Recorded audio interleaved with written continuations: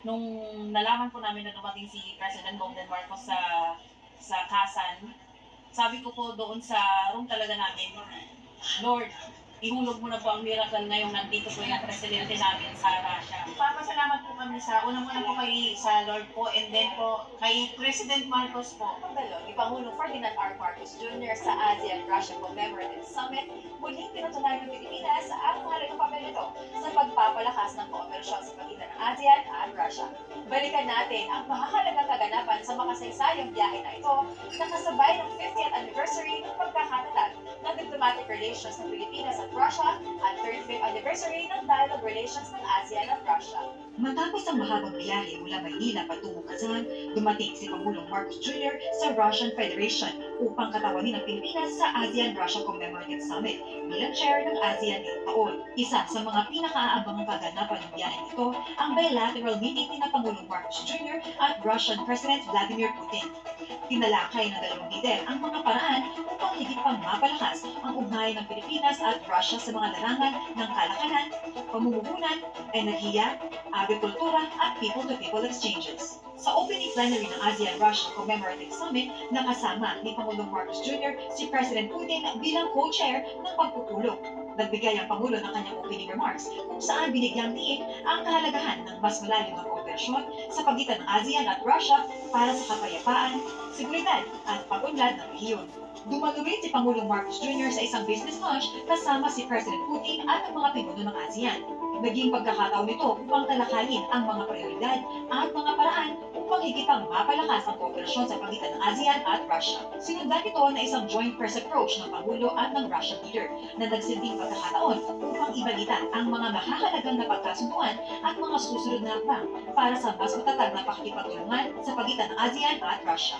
Sa pagdiriwang ng 50 taong pagkakaibigan ng Pilipinas at Russia at 35 taong ugnayan sa pagitan ng ASEAN at Russia, naging mahalagang plataforma ang summit na ito para panalimin ang pagkakaunawaan at kooperasyon sa pagitan ng mga bansa. Mula sa diplomasya, kalakalan, seguridad at pagpapaunlad ng ekonomiya, ang paglahok ni Pangulong Marcos Jr. sa ASEAN-Russia Commemorative Summit ay patunay ng aktibong papel ng Pilipinas sa paghubog ng mas matatag, mas mapayapa at mas maunlad na rehiyon para sa susunod na mga henerasyon.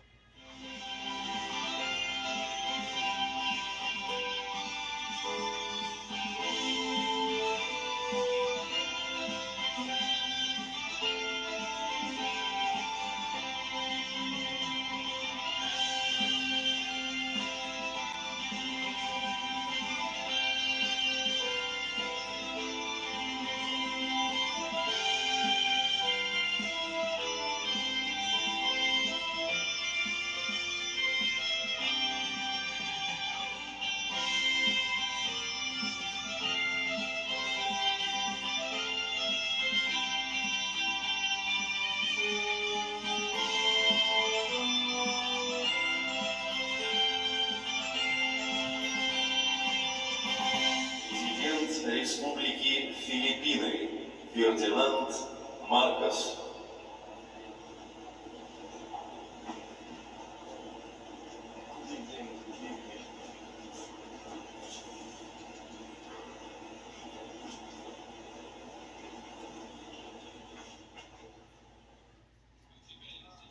It is of principal importance that all heads of delegations spoke for maintaining close foreign policy coordination.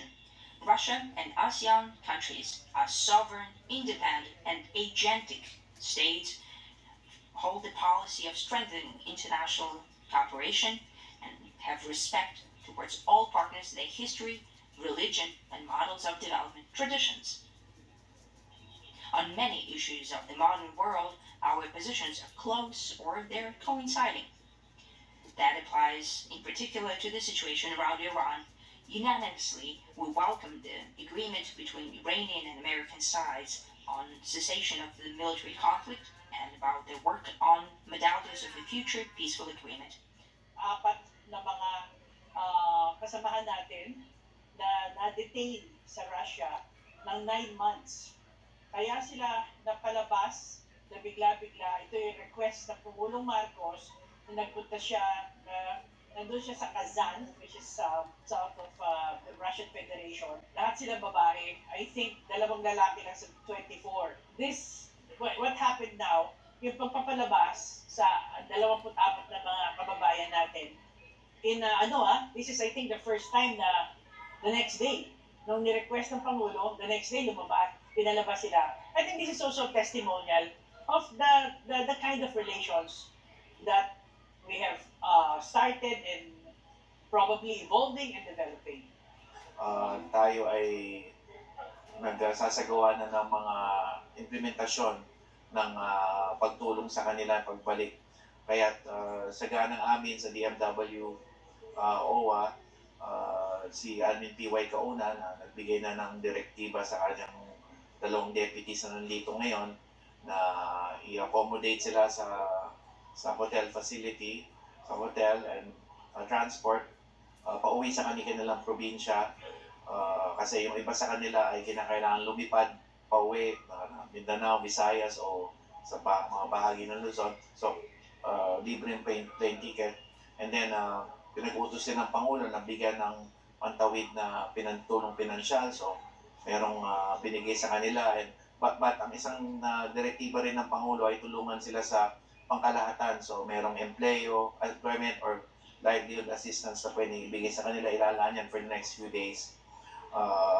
At yung TESDA training, kung pinakailangan magsanay sila sa TESDA.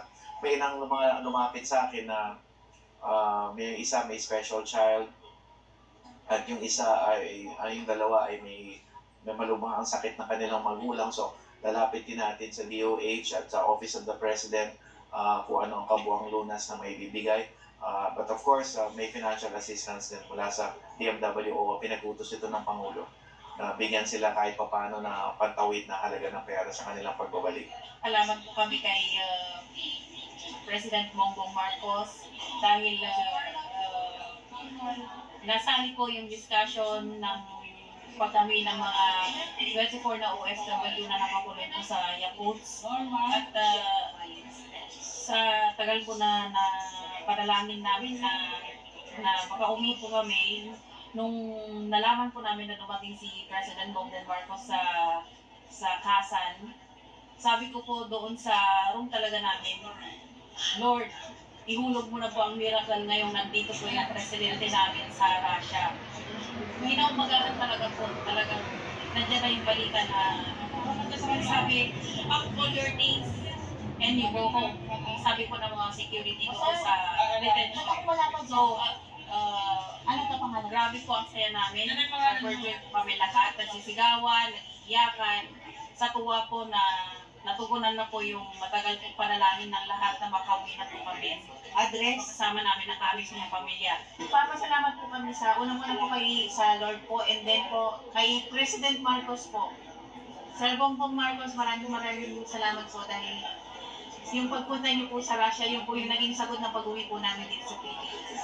Thank you po, BPS, thank you so much.